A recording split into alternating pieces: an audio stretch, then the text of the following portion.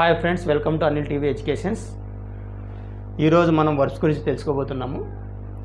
So first appear అంటే కనిపించు. So second one apply అంటే వర్తింపజేయడం. థర్డ్ వన్ ఆర్గ్యూ అంటే వాదించడం.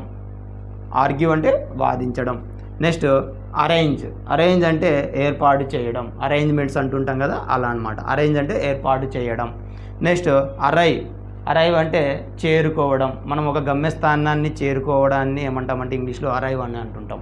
Next one ask. ఏదైనా మనం ఒక విషయాన్ని అడగాలి అనుకున్నప్పుడు ఆస్క్ అని అంటున్నాం. ఆస్క్ అంటే అడగడం అని మీనింగ్ వస్తుంది.